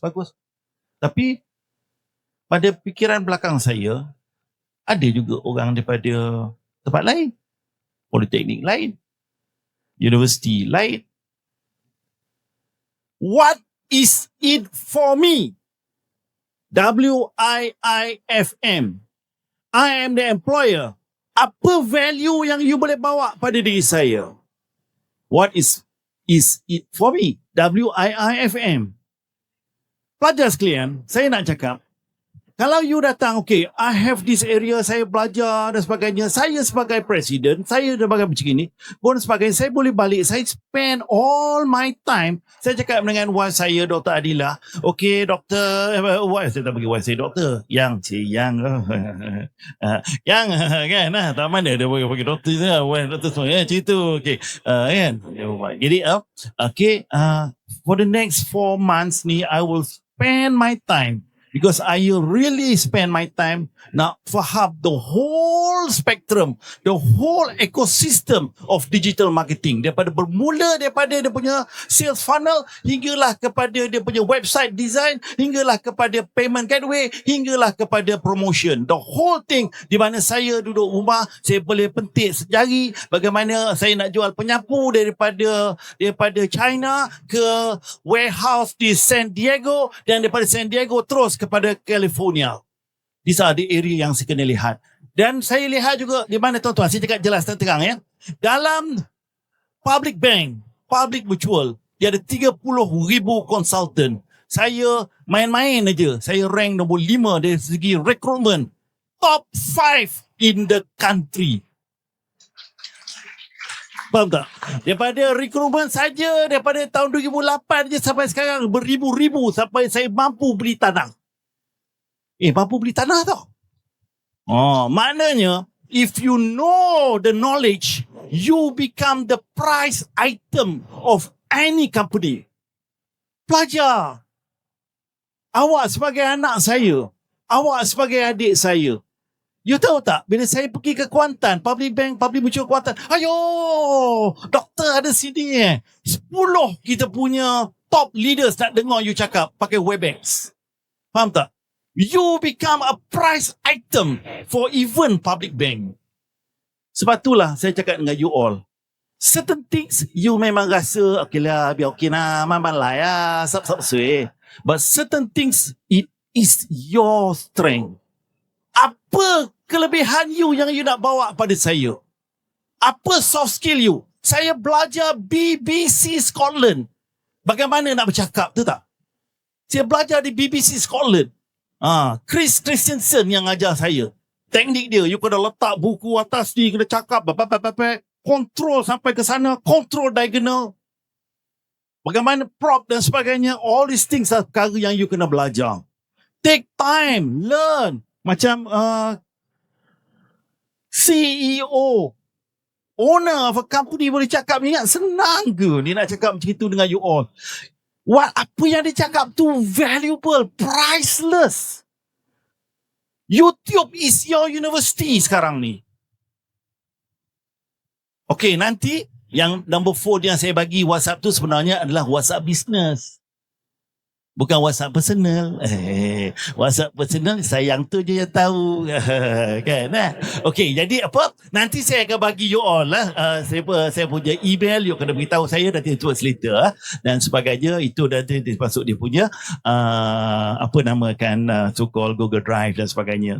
Okay, jadi apa yang saya nak tahu you all, pendekkan cerita, soft skill, learn how to speak. Negotiation. Satu hari, UTM nak buat satu program and space dengan Sri Lanka. Negotiation. Baca buku ni. Kalau you all ada masa, semua top. You pergi kat Google, you pergi kat ChatGPT, tanya what is the best ever, best ever, best ever. Itu dia macam tu. 3 kali best ever. Book in sales. Dia akan kata, never split the difference. Buku tu. Never split the difference. Never split the difference. Buku tu berceritakan tentang negotiation. Saya nak cakap dengan you all masa saya di Sri Lanka, dia orang dah macam national and IBM in terms of training, dia dah kata okay, saya dah the one because UTM is charged too much. Last 5 minutes before they close the session, saya cakap dengan dia, yang lain-lain tu, yang atas-atas tu semua kira duit dia. Saya cakap okay, I will come to Colombo.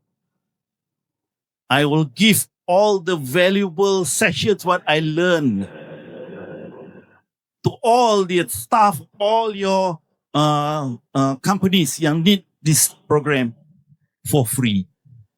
Tapi jangan sebut berkata free, pro bono. Pro bono tu free lah. Dalam bisnes ni nobody want to hear free. Free bagi dia tak ada nilai. Pro bono. Lepas tu dia dengar tu 180% change. Saya dengan duta besar China ke Iraq. Saya nak tahu rahsia. Apa rahsia? Saya cakap bahasa Chinese. Saya cakap Mandarin. 我学中国话，我学中国话，美国他们说我的发音 pronunciation. Lepas tu saya cakap satu bahasa yang paling tinggi level Mandarin in any Mandarin language learner. Saya kata Shan Fong Hen Wan. Dia kata, hui. Makna Shan Fong Hen Wan tu maknanya macam ni This makna dia. Hayya, kenapalah baru sekarang lah awak kenal you. Hayya, kadang dulu lagi kenal lagi bagus. You banyak ada nilai bagi untuk wow. Tu macam Shan Fong Hen Wan. Bila you all nanti, satu hari nanti you all akan jadi pemimpin. You will be leaders, world leaders in Southeast Asia nanti. Saya akan cuba bawakan you all ke peringkat tersebut. Nanti saya akan ajar. Pelajar-pelajar sekalian, jangan rasa rendah pada diri sendiri. Once you reach that level, you faham culture mereka. Macam di Kurdistan. Saya ada staff yang dalam masa bila saya balik, dia ada 3 hospital. Universiti telah di peringkat international. Ranking UTM melambung dalam masa 2023 kepada 2025. Kalau you check yang terbaru, 50 places. You boleh check, saya boleh tunjuk dia punya tu. UTM mengucapkan terima kasih because of internationalization. You tahu tak? Ranking UTM 153 dalam dunia sekarang ni because of internationalization dan juga industry engagement. Kan? You kena faham culture dia. You nampak tak saya tak ketawa? Sebelum ni saya ketawa tapi saya serius. You tahu tak? Bila you faham culture orang Kurdistan, orang Kurdish, dia like, bila saya cakap dengan dia, katakan Cik Salahuddin, contoh je lah. Saya suka kat dia, saya defense, katakan Mr. Sia, one of the best people. Kata Pasal Mi, Saliza, these people, I want these people. So depan orang, saya akan cakap, bahasa kau bang. Ni bahasa Kurdish. Maknanya apa makna dia? Dan diorang nanti akan, I punya presiden cakap macam ni. Bahasa kaubam ni maknanya, saya sanggup tumpahkan darah saya nak mempertahankan semua sekali staff saya ni. Powerful tak? Very, very powerful statement. This is one of the reason how you kena ada satu sikap leadership yang you akan belajar segera untuk self-skill. Sekian saja. Assalamualaikum.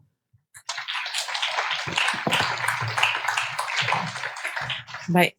Terima kasih doktor. Yang kita kata belajar ni tidak ada penghujungnya. Never stop learning. Anak-anak pelajar baru berumur 20-21 tahun. Banyak lagi. Panjang lagi. Even kita punya pakar-pakar di depan ni pun tidak pernah berhenti belajar. Tidak pernah berhenti belajar. Apalagi anak-anak yang baru berusia 20 tahun ni. Panjang lagi perjalanan hidup. Saya nak berhenti bertanya dah sebenarnya. Tapi saya nak tambah sikit je lagi untuk Cik Salahuddin ataupun Dr. Siu. Sikitlah saya nak minta satu nasihat practical advice untuk pelajar-pelajar yang ni, mereka ni masih lagi rasa ketinggalan, kurang yakin nak menentukan hala tuju. Mungkin boleh 5 minit sikit lah Dr. Siu, lepas tu kita nak minta jawab daripada Encik Salahuddin. Practical advice untuk pelajar. Okay. I believe that maybe I can ask a question to everyone here. Siapa yang sudah ada your direction, what you want to work as? Can you raise your hand? Come, raise your hand if you already know what you want to do in your future. Siapa dah ada hala tuju, cita-cita, angkat tangan. Angkat je. Itu yang saya nak tanya soalan ini. Okay, but see, ramai yang tak ada. Suri rumah kot.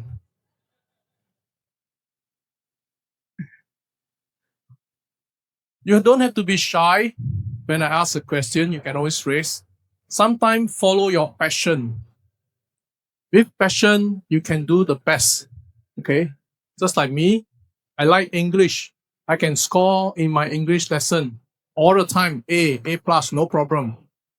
I tak suka sejarah. How I study hard until midnight pun pass je. Best of the best, pass. Yeah. Because I don't have the passion. I don't have the heart in it. Actually, I can, but because I just don't have the passion in it. So if you want to go out find your work, find your passion. What is your passion that you love most? And that will help you to work the best. Okay. Another area that you can actually look into is during your internship. Okay. When you're attached to intern, maybe now some of you in electrical, maybe you join me as electrical. I'm doing building automation. Then you say, okay, I join your company, I'll do project. But maybe during that time, then you realize actually no, in my company, when you come to internship, I will interview you. Actually, we have 3 companies inside my place. One is doing a project, one is doing education, one is doing sales. So we'll see which area that you like to go into. Let's say you go into the project, halfway through that you don't like, hey, ini bukan satu area that saya suka panas, kan? Or maybe sales. Do halfway sales that, hey, I'm actually introvert ni. I don't like to speak to many people, right? But you're in the marketing, you study marketing. Maybe because of your parents wants you to become marketing area because his family business have, right? But you don't like. You really have to find. And during internship, I always advise my interns, okay, try in every place. You can go to project. Half month, 1 month, you say, Sue, I would like to change to sales. I would like to learn something new. Why not? Because in intern is the place for you to learn everything and at the same time to find where your area suits you best. Yeah. And it's free. It's free, right? You don't want to come out from to the industry. You work 1 year later, this is not the area that I want. I don't want to do sales.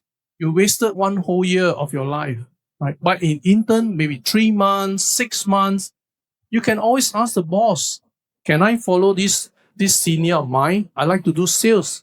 I like to follow this senior of mine to do teaching. I like to study, learn from this senior who do project. 3 areas. Besides that, got still a lot. I like to handle the administrative. I want to handle this, handle that. As the boss of the company, I won't mind. Anyway, I don't know what you like best, what you can do best. But if you can go into one area that you can perform very, very good, I will see you as a productive person and I will basically hire you after that. See? So you find your passion that you really love to do. Second, the industry will find you, hey, this is a talented person who suits my industry. So don't be shy to ask. Yeah. I always tell my people, you have to ask questions. Don't worry that the question is stupid or not. If you do not ask a question, you don't know the answer. If you ask, you have a 50-50 chance, either yes or no, that's all. At least you know. Okay.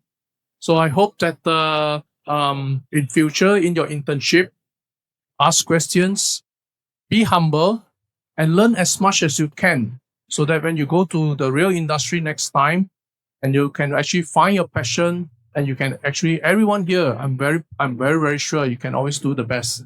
Thank you. Okay, 2 kali dah kita dengar perkataan humble hari ini. Okay, silakan Salahuddin. Sedikit nasihat. Soalan dia tadi adalah yang rasa demoralize, pointer rendah dan sebagainya, rasa tak ada, rasa nak terjun bangunan esok ke lusa kan, contoh kan lah. So patutnya terjun semalam, sepatutnya. Okay. Hidup ni bukan kita berlumba siapa menang dulu, siapa berjaya dulu, kan? Yang penting adakah kita mati itu memberi manfaat kepada orang lain atau tidak. Itu saja. Jadi whatever you start lambat atau cepat, dia tak mengatakan you dah berjaya ke belum. Saya bermula oleh kerana saya punya pointer 2.12 ni third class. Faham Saya tak diterima kerja di mana-mana. Saya kena berjalan kaki ke Jalan Tunku Abdul cari agensi pekerjaan and then dapat kerja di satu company di Kelang dengan gaji 800. And then saya dapat kerja dengan Felda di Kilang Sawit dengan gaji 1,700. Okay. Tapi kawan-kawan saya yang 3-pointer apa semua masuk oil and gas, semua dah pergi berjaya jadi lecturer dan sebagainya. Saya masih di Kilang Sawit. Okay. So apabila saya masuk di Kilang Sawit kan, ada sedikit ujian, saya dah fikir kalau saya kena buang di Kilang Sawit, saya nak kerja kat mana? Hinanya saya ni. Tak ada orang nak ambil dah. You kerja kalau you punya pointer rendah dan dah lah kerja Kilang Sawit. Lepas tu nak kerja mana lagi? Maka saya terus mengambil kompetisi slow saya ambil. Okay. Saya download buku, zaman dulu mana ada ChatGPT, maka saya download buku PDF dan saya beli printer yang ada cartridge kat luar tu. Zaman dulu tak ada, kena modify. Jimat, print, berkotak-kotak buku saya print dan tak sempat binder pun. Nak binding duit tak ada, nak hard copy. Punyalah miskin. Okay. Tapi saya baca, dah simpan. Baca, dah simpan. Okay. Dan saya akan ingatlah kat mana saya pernah baca buku tu, buku pelak balik lah. Cuma saya nak beritahu kan, sekarang setelah saya punya lesen, macam-macam lesen, saya ada lesen boiler, saya ada lesen engine combustion, saya ada safety officer, saya ada macam-macam lah, trainer lah, apa sebagainya. Saya join Petronas pada tahun 2011. Setelah 11 tahun saya masuk 1,700, gaji terakhir saya adalah 3,800 sebagai plant manager. Dan pada 2011 saya masuk oil and gas, tak cerita gaji lah kan. Dan cerita, saya potong gaji semua yang mana satu batch dengan saya. Saya nak cerita. Saya pun tak nak bangga. Saya nak cerita. Sekarang kita challenge. Siapa lagi cepat di dalam Petronas? Contoh. Dia ambil dalam kes saya. Kita bukan nak berlumba siapa dahulu.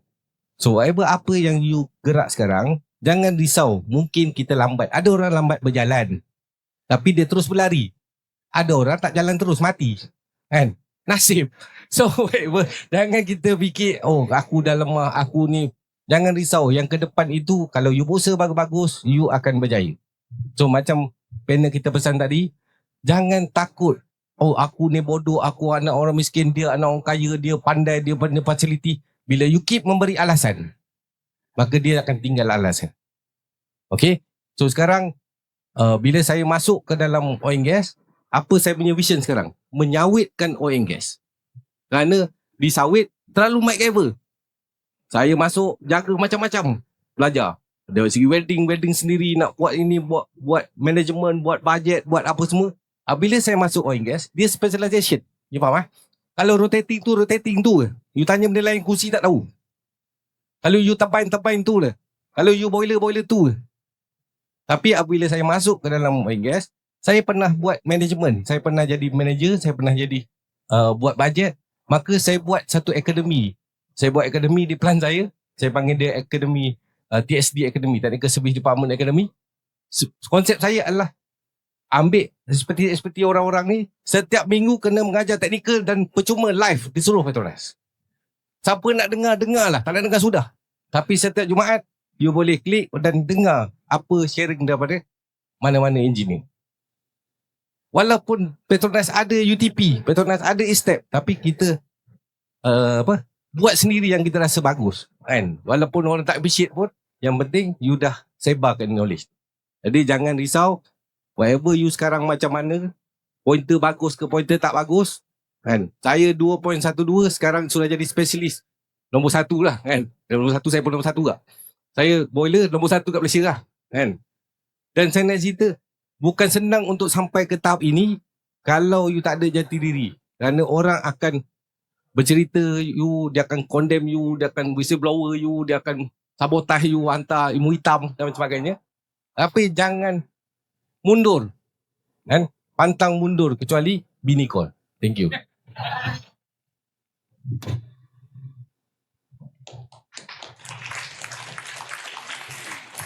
Baik, Terima kasih kepada semua panel. Saya rasa soalan dari saya telah mencukupi, lebih daripada mencukupi.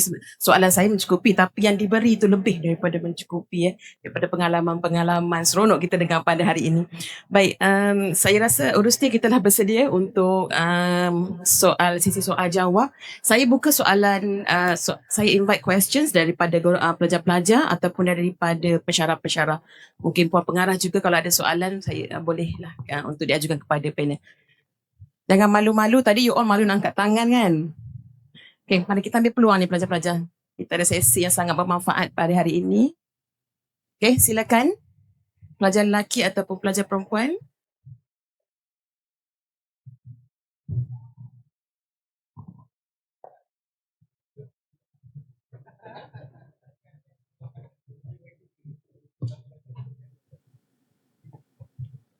Siapa nak internship ke tempat saya?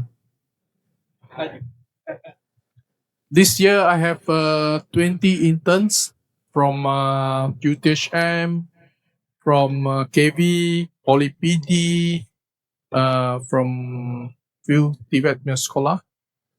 And every year after they finish, I have already some permanent staff from from their school. That means I already hired them, especially from Poly PD and UTHM.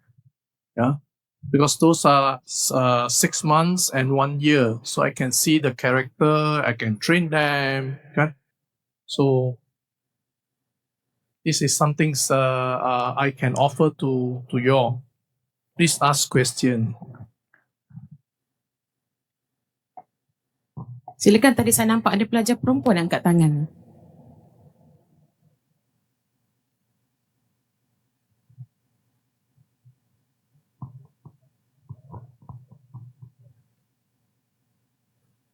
Okey, silakan.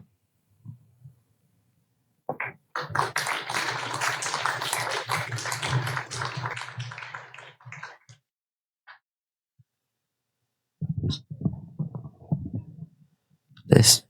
Okay. Assalamualaikum warahmatullahi wabarakatuh, and a good afternoon to our panel.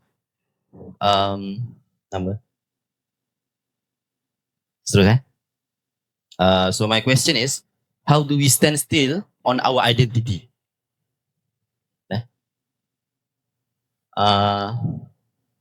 Mana-mana panel boleh jawab.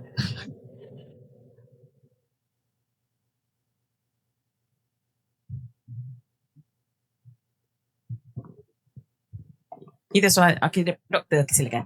Okey, Assalamualaikum warahmatullahi taala wabarakatuh. Biarlah saya bercakap secara fakta. Kadang-kadang kita bercakap motivation skill, motivational talk dan sebagainya. Saya dah attend, umur saya 64 tahun tau. 64 tahun. Bulan 7 yang lepas, saya dah my birthday. In life, what matters is your own self. Tanjak diri. Kita berjalan dengan tanjak. Kita ada kekuatan keuangan. Hina besi kerana karat. Hina manusia kerana melarat. Saya ulang balik. Hina besi kerana karat. Hina manusia kerana melarat. You must have the financial strength. Alhamdulillah, saya rasa saya dah sampai ke peringkat di mana saya kena memberikan apa yang ilmu saya ada. Di Timur Tengah, dia ada satu konsep nama dia zakat ilmu. Kalau you dah ada ilmu yang you ajar, you train student, pam, dia dapat 20,000 sebulan. You train student, pam, 20,000 sebulan. You train student, pam, 20,000 sebulan. You train student, ada kilang. You train student, ada kilang. Menjadi tanggungjawab kita untuk mengajar you all. Faham tak? Saya telah mengajar pelajar-pelajar saya umur 21 tahun, dapat 20,000 sebulan. Dengan apa? Dengan kekuatan jati diri dan mentorship. Kenapa ada mentor? Kenapa ada mentor? Kenapa ada coach? Kerana orang ini tahu cara nak berdepan dan berpengalaman. Saya nak mentor you all supaya you all akan punya kekuatan keuangan yang mantap dan saya ada perancangan yang tersusun yang telah diterima oleh banyak institusi-institusi kerajaan dan juga even kerajaan Iraq. Satu ketika saya menandatangani mewakili kerajaan Iraq dengan kerajaan Jordan. You dah sampai ke peringkat you represent my country. Faham tak? Jadi saya sampai satu ketika, kenapa pula dah sampai ke sini? Biar aku sumbang kepada anak bangsa. Betul tak? Betul tak? Jadi dengan ini saya membuka sekarang. Saya akan train all of you untuk mengikut saya kerana saya dapat banyak training program yang ditawarkan oleh bank-bank dan ditawarkan oleh banyak syarikat-syarikat di negara kita ini. Saya nak kata, kalau nak kata ribuan tu banyak lah kan. Satu bank tu saya tak nak sebut. Dia kata, doktor, saya ada 145 branch. I want you to speak to them. And because we love them. Dan dia bayar saya 1 jam 2,000. 2 jam 2,000. 2 jam 5,000. Jadi saya nak bawa you all. Saya nak you all nanti belajar dengan saya. Bagaimana saya nak you all menjadi jutawan by the time you all berumur 50-an. Saya nak you all jadi macam saya. Boleh relax. You write how much your digit in your paycheck. You nak 0, nak 20, nak 30. Seronok hidup macam itu tau. Kan? Dalam public bank, public mutual, saya ni seorang yang paling disanjung kerana cakap saya je powerful. Kan? Contohnya, macam di Kuantan. Saya nak you all jadi perunding unit amanah yang saya akan train di bawah saya.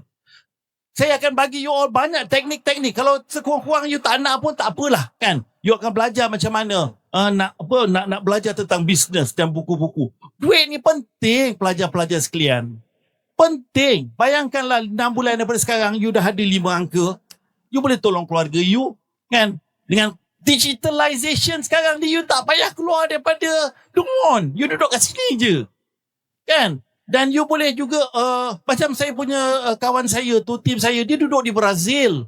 Dan dia sukses sebagai unit amanah di Brazil. Bila dia kerja oil and gas. Lagi satu pelajar, saya pernah dulu masuk ESO tau, ESO Production. All the glitters are not gold.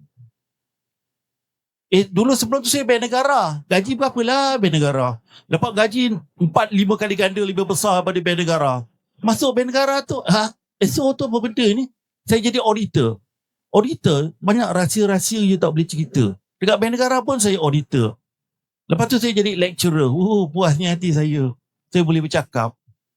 Auditor, satu jawatan di bank negara tu saya di-train oleh deputy governor untuk bawa beg aja. 20 tahun. Saya fikir takkanlah saya nak bawa beg 20 tahun. Okey, nak pendekkan cerita. Saya bagi sekarang. Tapi dengan syarat, saya akan bagi semua sekali saya punya buku-buku karangan saya, kopi dan juga kalau you nak simpan duit dalam unit pelaburan public banknya dah 50 tahun dan saya tunjukkan cara semua pakai digital. Saya ada video dalam tu, saya bagi Google Drive, you kena hantar ke email saya daripada drbounceback.edu@gmail. drbounceback.edu@gmail.com. Okay? Lepas tu, you tulis subjek dia, nak buku, nak bisnes, nak dua-dua. Habis saya tahu. Kalau tak, saya pun tak tahu subjek apa, kosong kan? Lepas tu, you bagi nama you, IC you, nombor telefon you. Nanti saya akan train, saya akan beritahu apa semua. Buat dah sekarang. Dah buat sekarang. Semua dah buat dah. Dah buat. Baguslah. Alhamdulillah. Lepas tu nanti. Okey, kalau katakan nak berhubung dengan saya, ini WhatsApp business saya. 013-670-1726. WhatsApp business. Jangan call WhatsApp sebab telefon saya tak jawab. Banyak scammer. Itu cara rahsia dia. Kita jangan angkat telefon. Okay. I think that's about it, right? Any further question? Kalau tak, nanti kita cakap kemudian selepas ni. Okay, Doktor. Ada lagi? Mungkin kita boleh lari 1 atau 2 soalan je lagi sebelum kita tamatkan sesi. Silakan.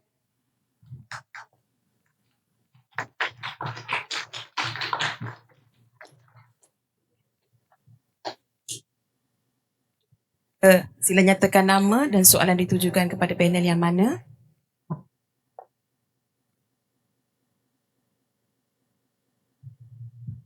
Assalamualaikum. My name is Muhammad Fikri and I am from Department Information Technology. So I have two questions. So one, I will prefer Mr. Siu to answer my question. So as a business owner, so which characteristic person you will take? The first one, sorry. Okay. What the characteristic of person will you take?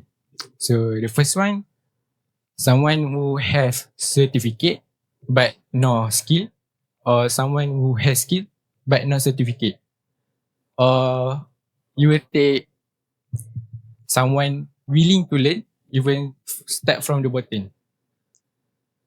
So question yang kedua, saya prefer mana-mana panel terjawab. Apa yang membuatkan mental tu keras? Macam Encik Salahuddin datang daripada keluarga yang susah, tapi macam mana develop mental tu menjadi seorang yang boleh berjaya sampai sekarang. Sekian, terima kasih.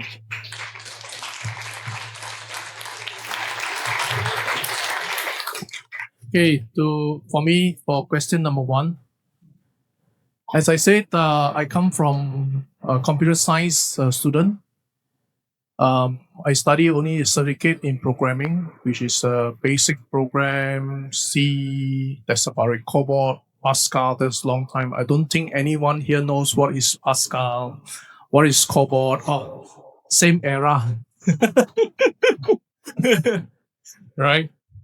And I joined a Japanese company. So I only have a cert now. I only have a certificate. Right? And I joined a Japanese company and I learned about PLC. I think most of you also learn PLC. PLC to me is totally new. I don't know anything about PLC, right?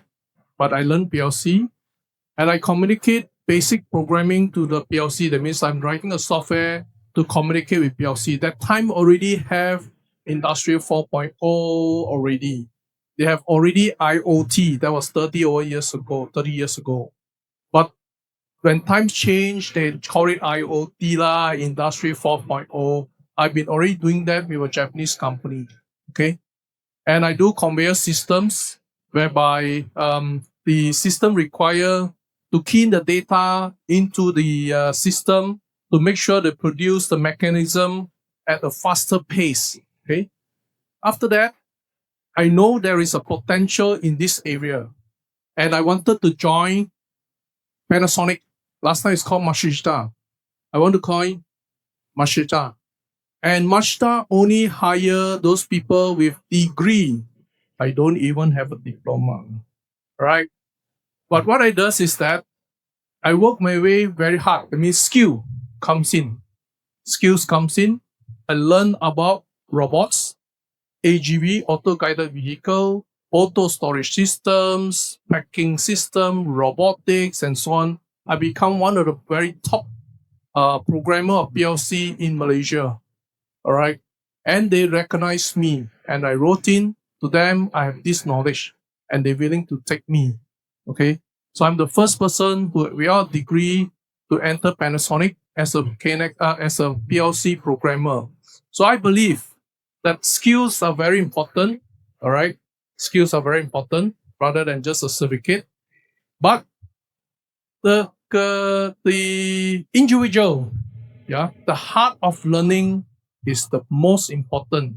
What you want to be is the most important. If I felt, cannot lah, it must have a degree. I cannot go there lah. Yeah. I cannot go into Panasonic with all these negative thoughts. You forever cannot go anywhere, right? But for me, I felt myself, I need to work hard. I want Panasonic to recognize me. Yeah, not that I want to go there now. They not see me. I am one of the best programmer in town, and I can do all the Panasonic project, and they hire me. So being us, skill. Second thing is your own character, your willingness to learn, and you want it, things that you want it, I want to get that, then you can be that person. Thank you.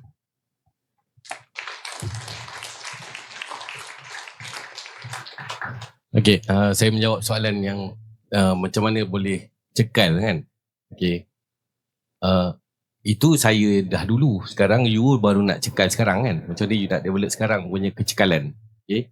Pertama, saya cakap tadi bila kita sebut internship nanti, kalau you pilih internship tu sebelah rumah, memang you tak cukup cekal. Kan? Cuba you minta internship. You bayang anak saya, dia bukan nak bongkar. Patutnya kita nak cerita anak punya hebat kan. Tapi saya nak share sebab you all bersama umur anak saya. Anak saya sekolah Petronas. Confirm kerja Petronas. Confirm sebab dia dah sign bond. Dia sign. Okay. Tetapi dia patutnya boleh minta di mana-mana pelan Petronas ataupun di KCC. Cuma dia challenge. Dia tahu dah tak cekal kan. Dia nak bagi cekal. Dia pergi interview supaya dia dapat internship dekat Airbus Prime. Ni faham tak? Airbus tu buat kapal terbang.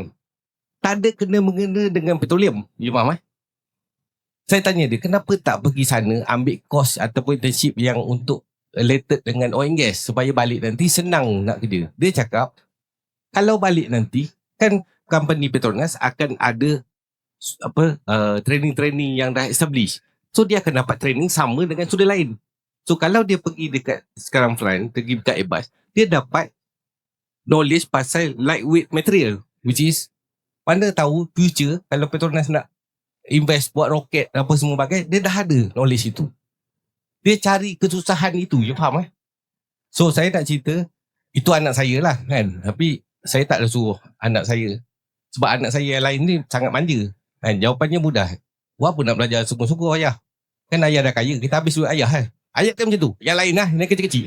Yang besar tu okey. Yang kecil, sebab dia hidup zaman saya miskin. Tapi yang kecil ni dia hidup zaman kita dah ada duit. Cuma saya nak beritahu, you pilihlah kawasan-kawasan industri yang ada challenges. Contoh kalau you minat robot, you pergi cari tempat-tempat yang robot. Contoh kan. Ataupun industri lain yang janganlah sebelah rumah. Pergi Penang, you pergi duduk di Kelantan, you pergi duduk di Johor. Supaya you akan hidup susah itu. Bila susah itu, maka dia akan menyebabkan you lebih berdikari. Kan? Berdikari. Ini mesti nak, sekarang tak ada masalah, you boleh video call, pergi Mekah, video call sekarang. Dulu kita pergi Mekah, dah macam mati dah. Kan? Dia salam lagi. Sekarang tak payah menangis sekejap, sampai sana video call lah. Tak payah menangis. Saya nak cerita, cuba cari tempat-tempat yang you boleh keluar dari kepompong kehidupan you dan you cuba hidup dengan alam lain. Jangan alam budian. Alam lain ni maksudnya kan, pergi duduk di kampung, contoh di kawasan kampung, you tengok dekat sini orang kehidupan dia lain. Kalau you duduk di bandar, pergi ke kampung. Kalau you di kampung, pergi di bandar. Adakah you boleh survive duduk di bandar? Ini sampai bandar jam terus. Kan? Daripada pakai tudung terus rambut merah, hijau. Yang mana anak saya, bini saya pesan apa? Abang balik jangan bawa yang kulit hitam kan? Sebab perang kan. Atau balik jangan colour rambut warna hijau. Itu je pesanan. Sebab ramai orang huru-hara bila pergi kepada overseas, tak ada family, tak ada orang cara. Maka itulah nak check you punya kecekalan tu. Kalau you boleh survive waktu internship, insyaAllah you boleh survive waktu bekerja nanti. Thank you. Mungkin kita boleh satu lagi soalan. Saya rasa dari kalangan pelajar perempuan tadi Okey, silakan. Test. Good morning, everyone. Good morning, sir. So I am really curious about how you start. Sebab mesti ada stepping stones to reach where you are right now, right? So I'm really curious, how do you start? Macam kita semua ada soalan yang sama. Where to start? How to start? Who to approach? Sebab like you said, some of you, even if you don't have education, you said you can reach a high position in life, right? So like, where do you start? Who do you approach? What is the initiative you take to reach where you are right now? So yeah, that's my question. Thank you.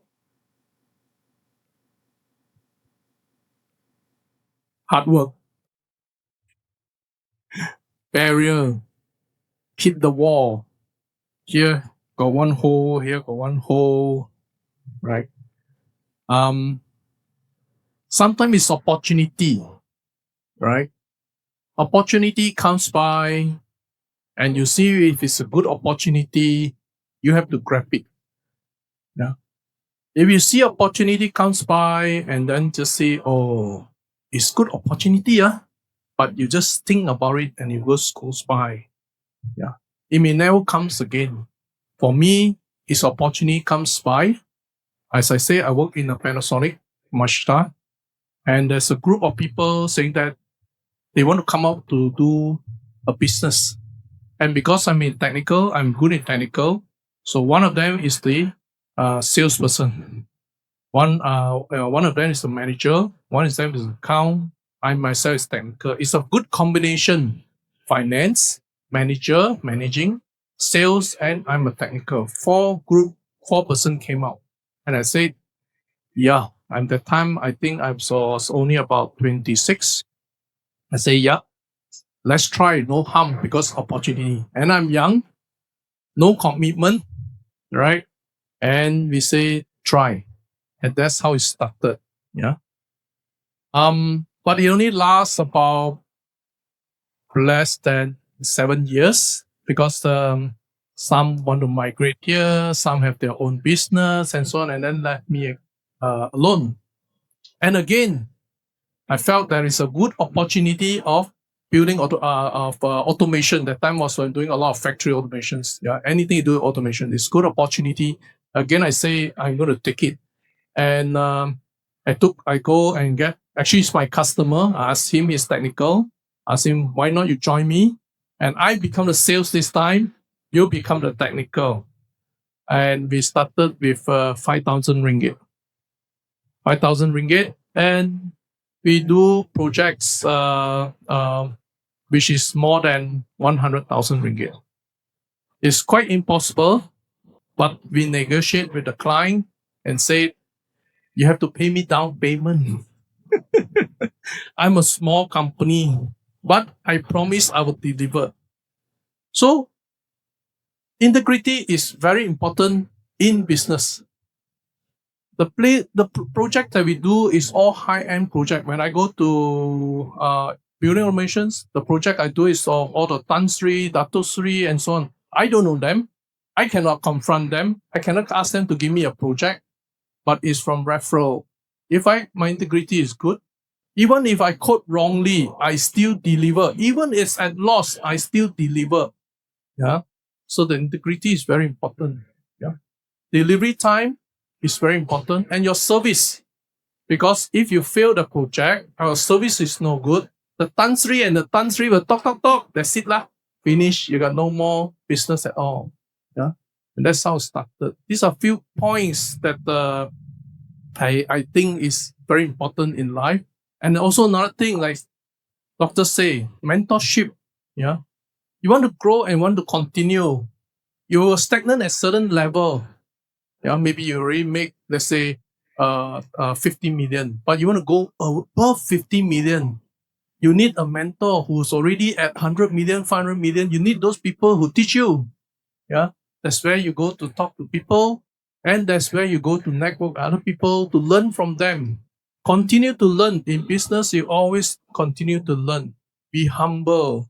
Yeah, humble and give back to the community. Like now, we give back. When you give back, I always believe something. When you give back, God will give us back. Don't know when. We don't expect as well, but things automatic will come. Yeah. So always be humble and give back to the community. Things will come. Thank you.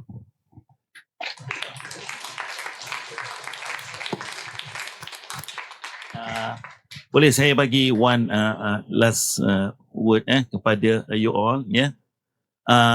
What is very important, macam saya, apabila saya dibagi jawatan sebagai presiden, rupanya Kaiwan Group want to spend 150 million nak buat bangunan universiti. So dia tanya saya, we want to ask you, how long you'll be here? So saya jawab, I will be here forever. Pelajar-pelajar sekalian, dengar sini.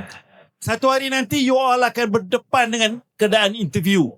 Dia akan tanya you, do you know that working in this environment will be very stressful? Sometimes it will be very, very stressful to you because sometimes you will be very far from your family. Sometimes keadaan dia agak dangerous, very dark and very deep dan sebagainya. What is your answer? Boleh you jawab? Okey, saya bagi jawapannya lah senang. Ada seorang tu, bila dia bagi jawapan tu, terus dia dapat jawapan. You get the job. You nak tahu apa jawapan dia? Nama saya, contoh ya, nama saya Ahmad Stress bin Ali. So Stress tu my middle name. Cik tak kisah. Ya, nampak? Apa pendapat saya selalu dia? Kalau you have someone who said that stress is nothing, it is my name, my nature. Apa dah hal?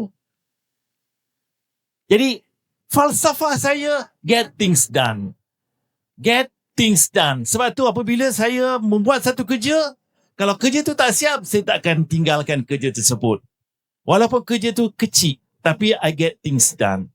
Saya cukup terkenal daripada dulu sampai sekarang, I get things done. Sekian saja. Assalamualaikum. All the best to you.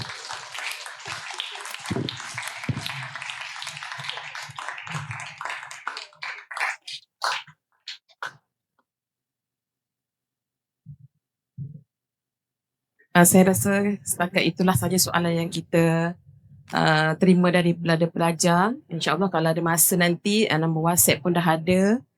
Tuan-tuan pun boleh hubungi sinilah pada panel. Kecuali Encik Salahuddin lah ya. Rahsia. Baik, kepada pelajar, mungkin saya tutupkanlah dengan sedikit kesimpulan kepada para pelajar. Ingatlah perjalanan ke alam kerjaya ni bukan sesuatu yang mudah, tapi sebenarnya juga bukan mustahil. Okay, dengan kemahiran yang betul, sikap yang betul, kesediaan untuk belajar, kejayaan itu bukan hanya satu mimpi. Kita punya word of the day hari ini ialah humble. Okay, kena pegang yang itu. Rebut peluang yang ada, jadi diri sendiri. Jadi saya ingin mengucapkan berjutaan terima kasih kepada 3 panel yang hadir pada hari ini. Dan saya mewakili pihak penganjur mengucapkan ribuan terima kasih juga kepada para pelajar yang memberi kata fokus untuk mendengar perkongsian pada hari ini. Semoga sesi hari ini menjadi titik tolak untuk kita semua melangkah lebih jauh dalam membina masa depan yang lebih cerah. Segala yang baik datangnya daripada Allah Subhanahu Wa Taala dan yang buruk itu adalah kelemahan saya sendiri. Sekian, terima kasih.